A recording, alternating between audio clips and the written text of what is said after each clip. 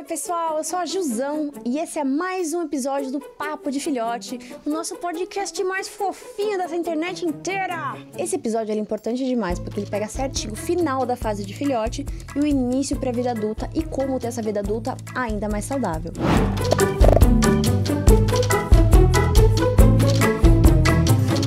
Estamos no último episódio, já tô com saudade, mas estou aqui com a minha parceira de mesa, a doutora Letícia. Oi, Jusão. Oi, pessoal. Espero que todos estejam bem. Eu também já tô morrendo de saudade. Nesse último episódio, temos uma convidada mais do que especial, doutora Priscila Barros. Conta um pouquinho de você, doutora. Como vai? Tudo bem? Prazer estar aqui, é uma delícia. Prazer, Lê. Prazer, Ju. Sou Priscila, sou veterinária há 20 anos, trabalho hoje no Hospital Veterinário Animaniacs e é muito gostoso fazer parte disso aqui, né? Trazer um pouquinho desses nenéns que já estão aí passando para fase adolescente, né? Exatamente. Então é muito gostoso. Então vamos nessa. A transição do filhote pro adulto, ela é muito rápida, ela às vezes é até meio esquisita, de um jeito ali. Parece que um dia eu acordei e eu tava com um cachorro diferente em casa, mas não, era só o meu filhote que cresceu, né? E esse crescimento, esse aprendizado, ele é meio rápido. Como é que eu sei que tá tudo indo bem, assim, que ele está crescendo no momento certo? A gente vai olhando o conjunto como um todo. A pelagem bonita, brilhante, ele sempre animado, ele sempre, né, nariz molhadinho, olhinho brilhante. Aquela disposição que ele vem trazendo já com mais calma, com mais serenidade, mas ainda assim naquela agitação a 1000 por hora. Isso mesmo, aquele narizinho, focinho frio, úmido, bonitinho, um botãozinho, né? Parece um coraçãozinho. Um coraçãozinho. E o dentinho? O que a gente tem que olhar no dentinho? Que a gente sabe que cai, qual que é o período que cai, quantos dentinhos são, meu Deus, é muita coisa. Eles já vêm nessa fase que a gente tá conversando agora, eles já estão numa fase em que eles não vão mais trocar. Eles já trocaram antes, então agora eles já estão lá com os 42 dentinhos deles. E o que é muito importante é vir agora fazendo essa escovação para fazer a manutenção mesmo da saúde bucal nessa fase adulta. A alimentação é muito importante, mas a escovação, ela é fundamental, assim como pra gente também. Então, pra não juntar tártaro, exatamente, né? Não dá problema. Porque o tártaro, ele tem bactéria. E isso foi os médicos veterinários, os meus dogs que falaram que o tártaro tem bactéria, ele vai comendo aquela bactéria e pode dar um probleminha. Por isso que é importante escovar. Não é escovar só porque vai ficar branquinho, mas realmente é uma questão de saúde, né? Saúde. É isso mesmo. Além da escovação, tem alguns alimentos específicos que ele tem um croquete adaptado para quebrar e fazer como se fosse uma escovação. Ele vai penetrar no dente. E a gente tem alguns polifosfatos, que são alguns ingredientes específicos que ajudam a segurar o cálcio da saliva. É ele que vai prender no dente que vai formar o tártaro. Então, são uma série de fatores que vão ajudar a reduzir esse tártaro, principalmente depois ali da transição e na fase adulta. Então, é uma alimentação, esse croquete específico, esses polifosfatos, mas lógico, a gente não pode esquecer que importante também é a escovação. E tem até alguns brinquedinhos que também ajudam na escovação, né? Então, tem uma série de fatores mesmo que ajudam na saúde dos dentinhos dos nossos fofos. E sobre pelagem? Como é que a gente sabe que tá tudo bem com a pelagem? Porque existem vários tipos de pelagem diferentes. Tem pelagem longa, pelagem curta, o pelo um pouco mais duro. Mas o que tem em comum que eu vou olhar e vou falar, não, tá beleza, tá crescendo bem, tá saudável. E aquele pelo brilhante, aquele pelo que você passa, a mão você olha, parece que ele tem vida mesmo. Então eles caem, eles fazem essa troca, mas essa troca ela tem que ser realmente mais específica com a época do ano. E você não pode ver falhas, né? Então aquele animal que se coça muito, você começa a puxar e aqueles pelos saem em tufos, ou você vê falhas, né? Exato. Não é pra ter isso. É aquele pelo realmente macio, gostoso, que você faz um carinho ali, não vem saindo pelo, não tem pelo espalhado por todos os lugares. Então assim, existe a troca natural, mas não tem falha, não tem coceira, você não olha e fala, isso aqui tá esquisito. É uma coisa bonita de ver mesmo. Até inclusive no quarto episódio, a gente teve um gatinho aqui que era o Manuel. Ele era um gatinho preto. Gente, ele tinha um pelo tão lindo, assim, refletia a luz aqui do estúdio, era muito bonitinho. E falando de gatinho e pelagem, eu sei que os gatinhos, eles se lambem, tomam um banho, então eu sei que eles estão ali comendo pelinho. É normal? Vai sair esse pelinho? O que acontece? O gato, quando ele tá se lambendo, para ele se limpar, é a forma dele de se limpar, ele ingere esses pelos. E aí, né, o que a gente vai fazer com esses pelos dentro do estômago, dentro do trato digestório? Eles precisam sair.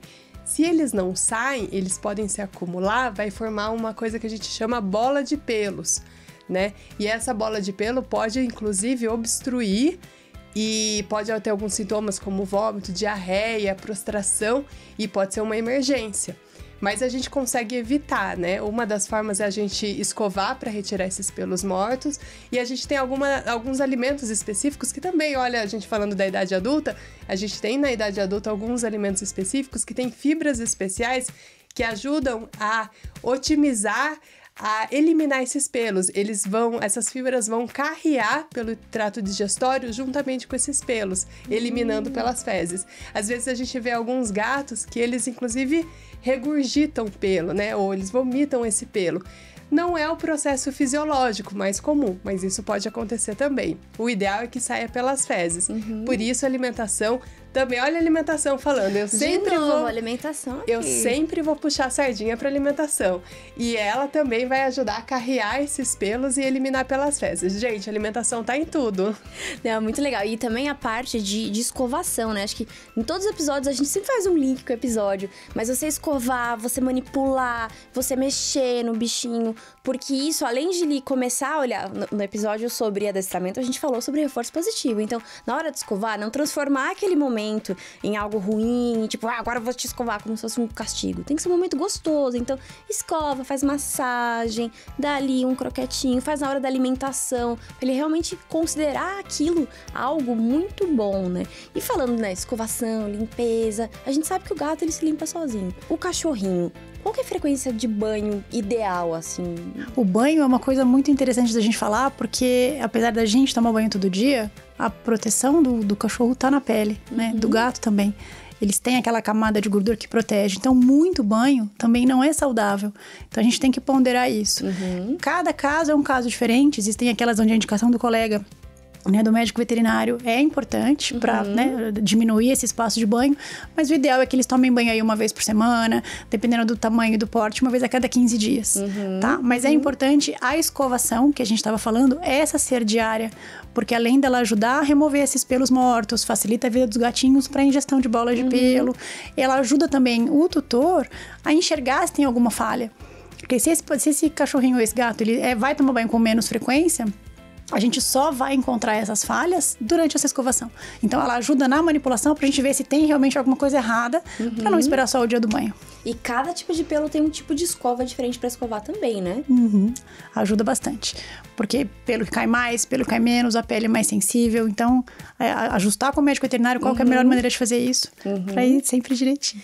E falando um pouco, né, sobre banho, sobre higiene, a questão das unhas. A unha não é igual a nossa unha que eu corto aqui. Ela tem um vasinho. E tem alguns cães que eles têm a unha pretinha, alguns têm a unha transparente. Como é que a gente faz esse trato de cortar a unha do cão? Como é que a gente sabe qual que é o momento certo, o jeito certo? A melhor coisa realmente é, num primeiro momento, na consulta pediátrica, né? A gente pedir pro médico veterinário ensinar a gente como é que faz. Ou não é uma unha que a gente corte todos os dias.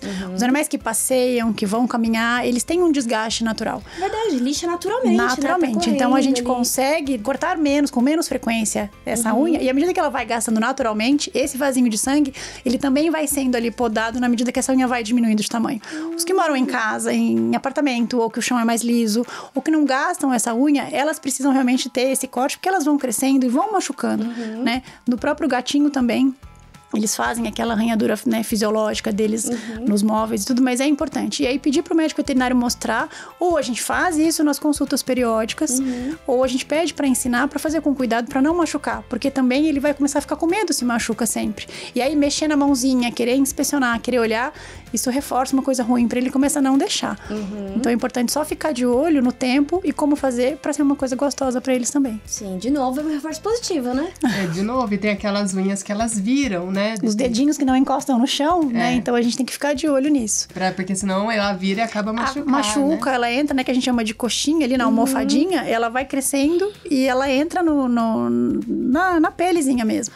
E tomar cuidado com aquela unha que não encosta no chão e os animais mais peludos, porque aí a gente não enxerga, né? É verdade. Então, de novo, escovar, tá ali sempre fazendo um carinho pra ver, vigiar todos esses dedinhos pra não machucar. E sempre manipular, né? Sempre ficar de olho, ver entre os dedinhos se tá tudo certo, né? Então, é o que eu sempre falo, o cuidado, ele começa em casa, né? A gente sempre tem que levar no médico veterinário, sempre tem que ficar de olho, mas de novo, em casa, pega, palpa, faz massagem. Eu sou aqui a grande embaixadora da massagem. É aquele carinho mais gostoso, mas é aquele carinho procurando alguma coisa. Exatamente. Pra não achar. Assim, ó, exatamente, ficar ali fuçando, pega a patinha, olha o focinho, olha a orelhinha, então... E um assunto que eu acho que é um dos mais importantes que a gente tem que tratar aqui é sobre castração. Todos os meus animais até hoje foram castrados, porque eu realmente acredito no quanto isso é bom pra saúde deles. Assim, tem gente que tem dó, que fala, ai, pra que castrar? Ai, vai machucar o bichinho, vai não sei o que, não precisa. Mas a gente sabe o quanto a castração é importante. E a gente na rotina ouve muito, ai, mas precisa ter uma primeira cria, né? Então, é um trabalho mais difícil, mas é muito importante. Isso hoje a gente sabe já de muito tempo, o quão benéfico é a castração para controle de doença, né, principalmente doenças oncológicas, doenças infecciosas, né, de trato reprodutor e controle populacional. Controle populacional é muito importante. Muito, muito, muito. Olha, enfim, acabei de adotar uma vira-lata, a gente sabe o quanto todas as ONGs, elas estão atoladas de bichinhos. E principalmente de gato, né? Acho que gato tem uma coisa que o gatinho que não castrado, que tá solto na rua, além de ele estar completamente exposto a tudo que o mundo tem de ruim pro gatinho, né? Então a gente sabe o quanto coisas ruins podem acontecer. Atropelamento, envenenamento, cair de um muro, um apartamento, cair de uma janela, né? Além de brigar com outros gatos que também não estão castrados.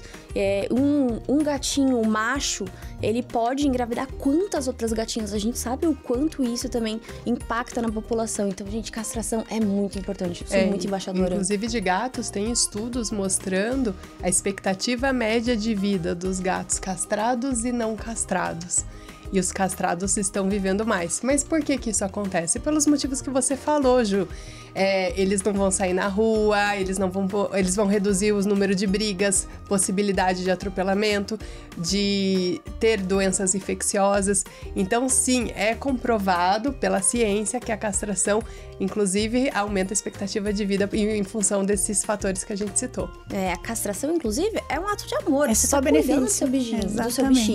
Exatamente. E além de toda a parte de saúde, né? O quanto isso impacta também. Inclusive, vocês vão falar muito mais disso, né? Mas o quanto isso pode impactar, principalmente nas cadelas fêmeas e nas gatinhas, sobre a questão de útero, a questão de tumores, né? Não é mesmo? Tumor de mama, principalmente. A gente sabe hoje que esses tumores de mama, eles são hormônios dependentes. E quando essas fêmeas, elas ciclam, né? Ou elas entram no cio, existe um boom ali hormonal. E se essa fêmea, ela é predisposta, cada cio que ela tem, cada exposição hormonal mais forte, favorece o surgimento desses cânceres a longo prazo. Então, castrar essa fêmea de uma forma precoce é muito importante para reduzir essa incidência de câncer de mama. E a castração de gatinho e cachorrinho, qual que é a diferença? Principalmente, né, de gatinhos fêmeas, cachorrinhas fêmeas, e de gatinhos machos e cachorrinhos machos. Qual que é a diferença desses dois tipos de castração? 4, né, no caso? Na verdade, os machos, a gente tem ali uma castração indicada mais pela idade, né, terminar o desenvolvimento deles, mas é mais pela idade realmente da formação do machinho, né? Castrar muito cedo ou um pouquinho mais tarde indifere do ponto de vista de exposição hormonal, porque eles não têm booms, né, picos ali de hormônios. Então o ideal é ele entrar na fase adulta ou muito próximo da fase adulta e fazer essa castração do cachorro. Quantos meses mais ou menos isso dá? A gente normalmente gosta de fazer isso terminando as vacinas, eles já se desenvolvem um pouquinho mais, beirando ali os 8 e 10 meses de idade, tá? A gente às vezes até dependendo de como é esse filhote, porque mora dentro de casa, existe uma marcação de território, levanta a perninha, faz xixi em tudo. Então, talvez castrar esse machinho um pouco mais cedo, por volta ali de 6, 7 meses, para melhorar essa questão comportamental, que ela vem junto com o aumento da testosterona, quando ele vai atingindo aí a fase adulta. Então, tentar não deixar chegar na fase adulta para ele não aprender esses comportamentos definidos ali pela testosterona dos machos. E eles ficam até menos brigões, ficam mais bonzinhos. Menos territoriais, mais bonzinhos. Né? Isso é muito Mas importante. tem uma questão também do comportamento, da índole deles. Se eles são mais revoltados e é da índole, não adianta castrar muito também, porque a gente fala, eu vou castrar pra ele ficar bonzinho, e não fica. Personalidade e aí não, exatamente. Isso, né, então a gente tem só que tomar esse cuidado pra não criar aquela expectativa, eu vou castrar porque ele vai ficar bonzinho. Vai resolver. Não é só isso, Muitas vezes resolve mesmo, é uma porcentagem muito grande, mas tem aquela minoria que é meio frustrante, porque é dele. Né? E então assistam o nosso episódio 5, que é sobre adestramento, viu? É que importante. É muito importante pra esses mais teimosinhos. Eu tinha o West Sushi, que olha, era teimoso, hein? terrier é um bicho teimosinho, então assim, ó, muito adestramento. Os gatinhos machos, a mesma coisa, mas a gente acaba castrando os gatos machos bem mais cedo por conta dessa fase deles quererem ir pra rua, das pessoas não conseguirem controlar, porque realmente é mais difícil. Então a gente termina o protocolo vacinal deles e já pode pensar em castração.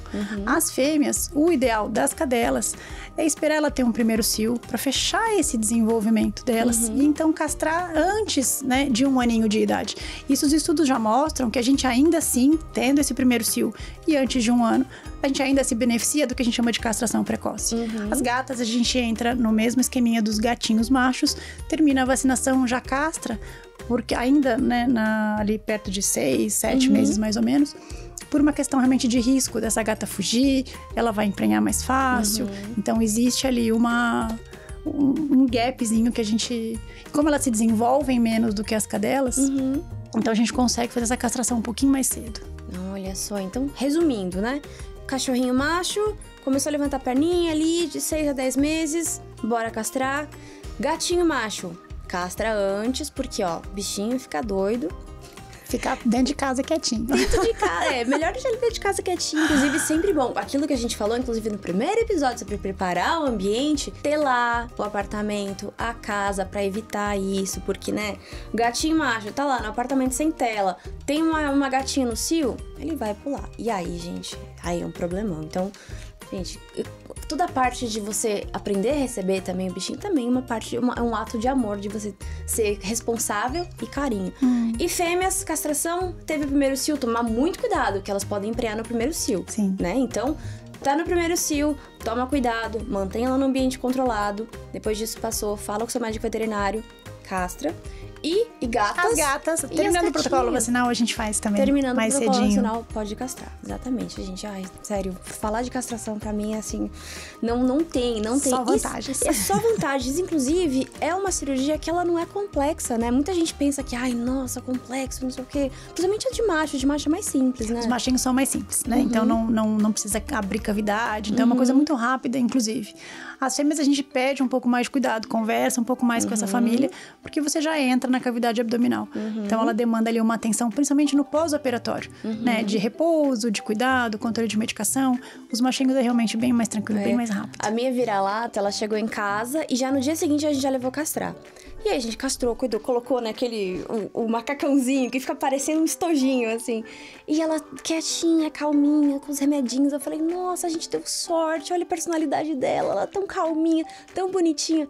Passou os 14 dias ali da castração, uma loucura. Então, assim, ó, eu caí no golpe da quietinha pós-cirurgia. Mas foram 14 dias de cuidado, de antibiótico, de remedinhos, né? Porque pode virar uma infecção. Mas então essa castração, nesse primeiro momento, é o que a gente conversa muito na rotina. É uma cirurgia eletiva. Então, a gente escolhe o melhor momento da família, do animalzinho, né? Então, fica muito mais fácil. E a gente tá falando de um animal híbrido, de um animal saudável. Então, a recuperação, ela é muito melhor, é muito mais tranquila. É verdade. Do que esperar realmente ter algum problema lá na frente ou ter que fazer isso às pressas, porque algo deu errado. Então, inclusive, na castração, os gatinhos, eles comem um pouquinho mais, os cachorrinhos também. Como é que funciona isso, doutora? A alimentação a gente vai precisar mudar nesse período. Por quê? Porque o metabolismo também altera. A gente está tendo a retirada desses hormônios reprodutores. Então, eles alteram esse metabolismo. Então, a gente vai ter uma redução de mais ou menos uns 20% nesse metabolismo. Então, se a gente continuar dando a mesma quantidade de alimento, eles vão engordar. Porque a gente vai ter menos gasto calórico com a mesma quantidade de ingestão. E um outro ponto importante é que eles acabam aumentando a sua ingestão pela retirada dos hormônios. Então, tem muita gente que chega, eu não sei se Pri, se você já passou por isso também, muito tutor que fala, nossa, acabou de castrar, ele tá comendo mais, né? Então a gente tem que controlar ainda mais. Então a gente tem, às vezes, um aumento de ingestão até de 20%, 30%. É muita coisa. E mais uns 20%, 30% de redução de metabolismo. Olha como faz diferença, né? Então, a gente precisa também trocar o alimento. A gente não precisa trocar o alimento do gato, falando do gato primeiro, logo do momento da castração. Porque aí eu tenho 2 estresses, né? A troca do alimento mais a cirurgia. A gente pode trocar até um pouquinho antes, né, doutora? Então, a gente faz essa troca alguns 15 dias antes e esse alimento, ele vai ser mais rico em fibras, ele vai ser menos calórico, menos gordura e vai controlar esse ganho de peso. Então, assim, eu consigo dar basicamente a mesma quantidade de alimento, mas é um alimento menos calórico. Então, ele não vai sentir tanto essa diferença. Mas a gente precisa controlar, senão vai predispor à obesidade. Nos cães também, a gente também tem essas alterações, tá? Só que a gente não necessariamente, a gente precisa trocar o alimento quanto filhote. Quando adulto é bom trocar, tá? Um alimento light, um alimento específico, por exemplo, um alimento indoor, né? Que tem menos calorias, a gente tem essa opção também. Mas a quantidade a gente talvez vai ter que adaptar a esse novo metabolismo desse cão. E é o médico veterinário que, ali no momento pós-castração, ele vai também prescrever. Vai prescrever um antibiótico, vai prescrever o cuidado, o repouso e também o alimento, né? E a quantidade específica para aquela nova fase. Então, mais um momento aí que a gente tem que tomar cuidado nessa alimentação. E falando em nova fase, como é que eu sei que o meu filhote virou adulto? Olha, essa é uma pergunta excelente. Você sabia que a gente tem diferenças de portes? Cada porte de cão, a gente tem uma fase diferente. A gente já falou isso. O Ravioli, que veio aqui no 3º episódio, acima de 45 quilos, um dog alemão. Ele vai ficar adulto somente com 24 meses. E um cão mini... Nossa, 2 anos para ele chegar a ficar adulto, caramba! E um cão mini com 8, 10 meses. Aí vamos contar dos outros também, né? Um cão de porte pequeno, até 10 quilos, mais ou menos com 10 meses ele já se torna adulto. De porte médio, de 10 a 25 quilos, com 12 meses. O porte grande, que é de 25 quilos a 45 quilos, ele vai ficar adulto com 15 meses. Então, cada porte, a gente comentou que a taxa de crescimento é diferente, a curva de crescimento dele é diferente, então o momento que ele fica adulto também modifica.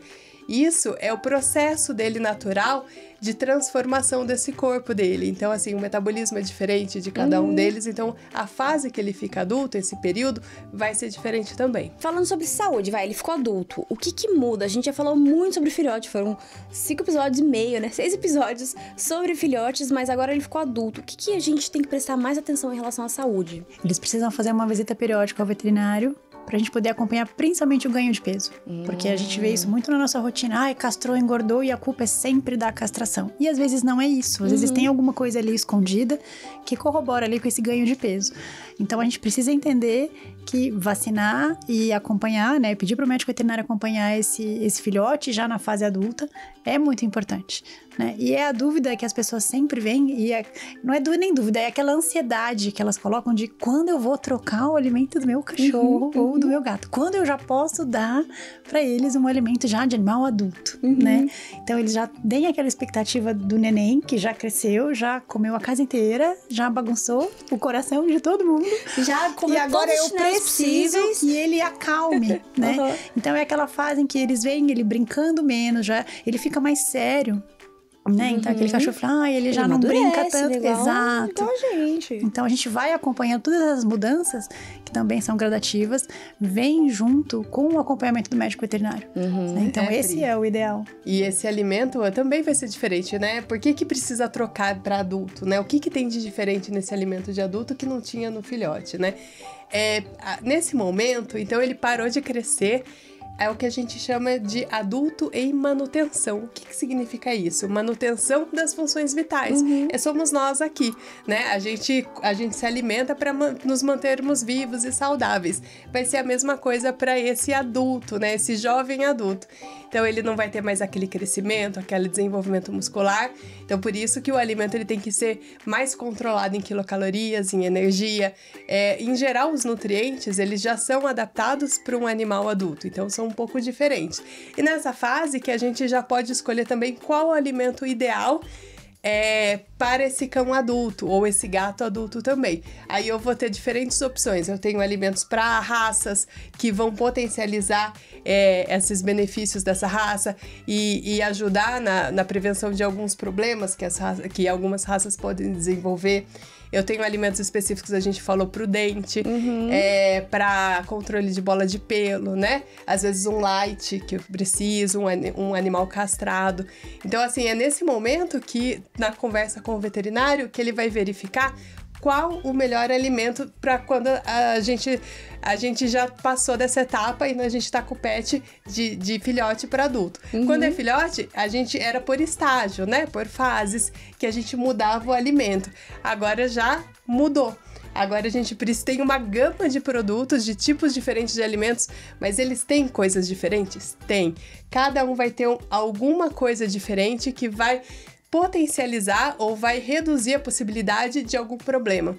Então é muito bom conversar com o médico veterinário nesse período para fazer a melhor indicação. E nesse momento a gente já sabe qual é o peso dele quando adulto, que ele vai precisar manter ao longo da vida dele aquele peso, né? Então por isso o monitoramento é constante, né, Pri? A gente precisa ter esse monitoramento ao longo da vida dele. Falando em monitoramento, eu dou uma dica, inclusive, que eu faço em casa, né? Quando é filhote, a gente leva no veterinário todo mês. Aí depois de uns 6 meses, você já começa a ir a cada 3 meses. E depois, ali, pelo menos 1 ou 2 vezes por ano, é legal levar no veterinário. Mas como que acompanha o peso? Como é que eu faço em casa, tá? Eu tenho uma balancinha em casa, balancinha digital, de pessoas mesmo, de gente. Eu subo lá e me peso todo dia. O que eu faço? Eu subo, eu me peso, eu vejo meu peso, eu pego os meus bichinhos, pego a polentinha lá, que é a mais gordinha, seguro ela no colo, vejo quanto que deu e diminuo do meu peso. Por quê? Quando você vai pesar um bichinho em casa, não tem como deixar ele na balança quietinho, ele vai ficar se mexendo. Então eu faço isso, pego no colinho ali, diminuo e vou acompanhando. Se eu vejo que a cada 2 semanas, né, imagina, ela tem 17 quilos. Se ela ganha 1 quilo, 2 quilos, é muita coisa. Imagina, 2 quilos é 10% do peso dela. Então, fico de olho o que tá acontecendo, levo no veterinário, às vezes, pra entender, aumenta um pouco a quantidade de exercício. Então, é importante também você fazer esse acompanhamento pra não chegar no check-up anual e o bicho tá obeso. Imagina, você já chega com um cachorrinho obeso. Então, tem que acompanhar. E é muito gostoso a gente conversar isso na consulta, de que, é porque o cachorro do meu vizinho é igual ao meu, mas pesa mais, pesa menos, come mais, come menos, a ração é diferente, né? O alimento é bastante diferente. Então, cada um, mesmo que dentro da mesma raça, esse alimento precisa ser ajustado para o tipo de vida, para exercício, não, fica mais dentro de casa, sai. Então, o do vizinho não precisa obrigatoriamente ser igual ao seu. Então, vale a pena conversar com o médico veterinário para ajustar esse alimento, para que a gente não tenha aí esse boom ali, ou muito magro ou muito gordo, dentro da mesma raça. Exatamente. E também a gente fica olhando, né, os nossos bichinhos crescerem, mas eles acabaram de sair de filhote, são adultos, mas eu já tô pensando neles velhinhos. Como é que a gente aumenta a longevidade dos nossos bichinhos? Eu vou falar pra você que a alimentação, a gente é o que a gente come, né? Então, é verdade, eu acho que essas visitas periódicas, a vacinação e um alimento de boa qualidade, acho que num primeiro momento é o que a gente tem, não pode esquecer e não pode sair aí da nossa lista, do nosso top 3 ali. A questão do check-up também, que sempre tá levando, não só deixar, aconteceu alguma coisa, ele tá com fezes um pouquinho diferentes, ele tá estranho. Não precisa esperar acontecer alguma coisa pra levar no médico veterinário, né? Hoje está muito mais fácil, né, você encontrar um médico veterinário. Então, hoje as pessoas estão mais esclarecidas. Tem a internet ali que atrapalha um pouquinho em alguns momentos, mas ela ajuda muito em outros.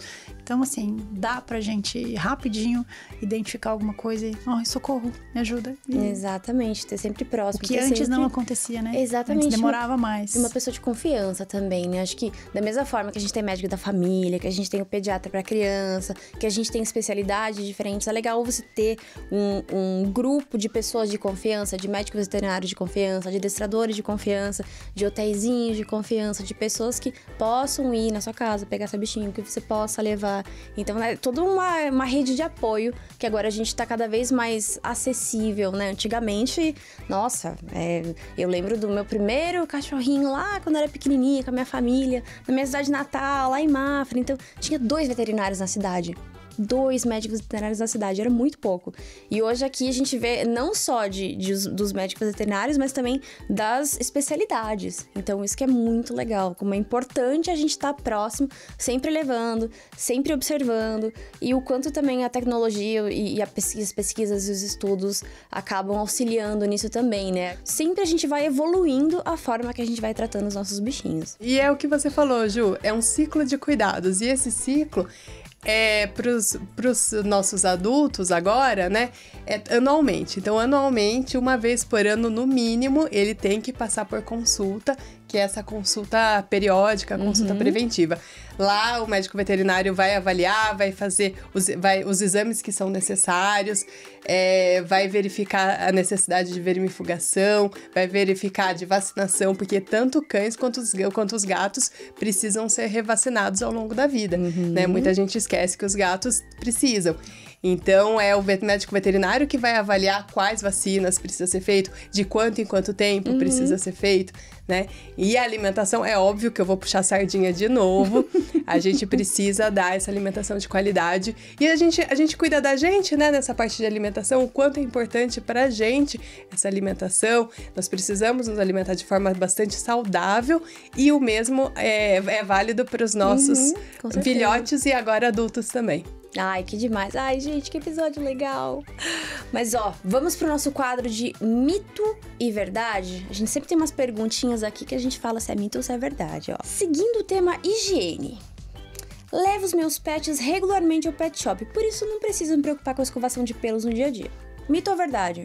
Não, a gente falou, né, que precisa tomar cuidado, é um mito. A ideia Exatamente. É todo dia, porque é aquele momento em que, pra ele, é um momento de prazer mesmo.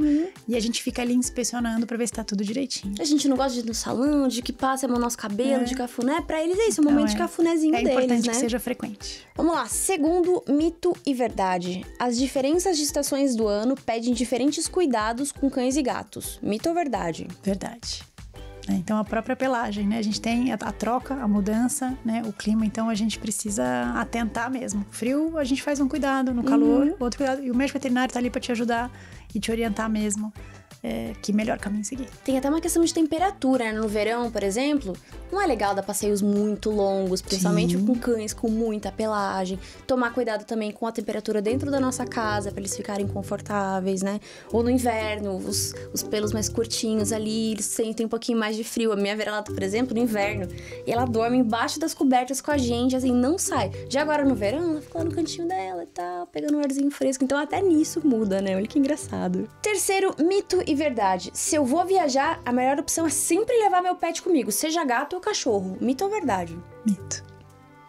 De verdade. Né? Principalmente pros gatinhos, Depende né? muito. Tem aqueles animais que estão acostumados a viajar e gostam de viajar. Os meus adoram, mas não é esse cachorrinho. Mas tem aqueles, e a gente fala muito de gato, mas tem cachorro também que não gosta, né? De fugir da rotina. Então eu acho que a melhor maneira é identificar como é e procurar um lugar, né, seguro, de confiança, né, que você consiga viajar com tranquilidade e eles fiquem com tranquilidade. Não é deixar em casa, né, gente? Não é só deixar em casa e sair viajar e encher de comida. Precisa não é, de né? assistência. Precisa Se quer deixar de em casa, assistência. organiza de uma maneira em que tem alguém lá diariamente que vai checar tudo, se tá tudo nos conformes mesmo. Ou até mesmo que eu falei, né? A rede de apoio. Você tem um hotelzinho de confiança. Sempre deixar o seu bichinho sinalizado, né? Na coleirinha dele. Colocar uma plaquinha, nome, telefone. Agora, inclusive, com toda essa parte toda tecnológica, os meus cães, eles têm uma AirTag, que é um negocinho que fica na coleira e eu acompanho eles pelo GPS onde eles estão. Então, isso é muito importante. A gente vê tantos casos, né? De fuga de animal. Então, super, super importante. Principalmente no final do ano, que tem fogos, todo mundo viaja.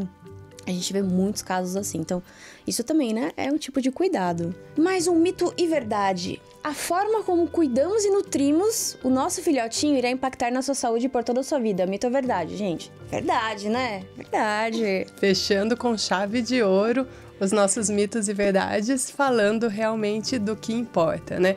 A forma como nós cuidamos deles desses primeiros meses de vida, durante esse período quando ele é filhote, vai sim impactar ao longo da vida deles, né? Essa fase inicial, forma de nutrir, como nós nutrimos, como nós cuidamos, as vacinas que são dadas, a vermificação, todo o cuidado, essa sociabilização, fecha com chave de ouro tudo que a gente conversou até agora nesses 6 episódios. Tudo isso realmente vai fazer a diferença para uma vida mais longa e saudável desses nossos pets que a gente ama tanto. Tudo no final contribui, todo esse ciclo, todas essas conexões, tudo que a gente ensinou contribui para o bem-estar dele e da nossa responsabilidade como tutores. A gente ama tanto, por que não ter por tanto tempo? É verdade, é verdade. E isso vai no ponto, novamente, da posse responsável, que a gente já falou e a gente tem que frisar, né? Que eles estarão com a gente durante tanto tempo. Então, esse cuidado, às vezes, a gente pode pegar por empolgação, né? Esse filhote, não, né? É uma decisão que deve ser pensada, porque são muitos e muitos anos que ele vai estar com a gente. Ele vai virar idoso depois, vai ter outros cuidados, vai demandar muito mais cuidados da gente, muito mais gastos também. Então a gente precisa estar preparado, pensar nesse momento. Quanta gente, né, doutora? Acho que você deve pegar muito, que adota quando filhote, aquela empolgação depois quer adotar para outra pessoa, doar para outra pessoa. Não, gente, né? A gente precisa cuidar deles ao longo da vida deles, eles dão esse amor pra gente, a gente tem que dar esse amor de volta. Exato. E abandono de animais é crime, né, gente? Sim. Então, você vê a seriedade que é isso. A gente tem 6 episódios falando sobre filhotinhos, porque realmente a gente sabe o quanto, né, antes era uma coisa, é cachorro, qualquer jeito, eu criei o meu assim, deu certo. Não é. A gente vê hoje a gente sabe o quanto eles sofrem, né? É verdade. Então, de repente, não tô mais na minha casa, não tô mais na minha família. E isso é muito traumático, né? Pra uma pessoa, pra um ser humano, tem um monte de amigos. Pro bichinho, gatinho, cachorrinho, só tem o tutor, é a única pessoa da vida dele. Então, por isso que é tão importante, eles sofrem demais. Faz parte da matilha deles, né? Exato, é uma matilha. Ai, gente. E com esse assunto maravilhoso que chegamos no nosso último episódio do nosso podcast Papo de Filhote. Esse podcast maravilhoso que te conta tudo pra você saber sobre a saúde do seu filhotinho, do seu pet, desde o momento que ele chega na sua casa até o momento que ele fica adulto. Quero muito agradecer a nossa musa, a doutora Letícia, minha parceira de bancada, que esteve comigo desde o primeiro episódio. Foi maravilhoso, Ju. Realmente, eu tô muito feliz de ter participado, de ter acompanhado essa jornada do filhote, desde quando ele chega na casa do tutor até quando ele se torna adulto. Obrigada pela companhia. Ai, foi super legal. E também quero agradecer a doutora Priscila, que fechou aqui com a chave de ouro o nosso último episódio. Uma delícia. Muito obrigada. Muito gostoso mesmo. Obrigada. Ai, e eu também, pessoalmente, quero agradecer muito a Royal Canin pelo convite de ser uma das apresentadoras desse podcast. Pra mim foi uma experiência muito especial. Eu, como tutora, né, dos meus 2 doguinhos aqui, é muito legal estar falando sobre isso, né? Já tive muitos filhotinhos passando pela minha vida. E convido você que está assistindo esse episódio agora, se quiser assistir o primeiro, o segundo, o terceiro, o quarto, o quinto, estão todos eles muito incríveis. E se quiser saber mais, não deixe de acompanhar a Royal Canin nas redes sociais, porque tem muita coisa vindo por aí. Saúde é o princípio da vida e saúde é o princípio da Royal Canin. A gente se vê por aí.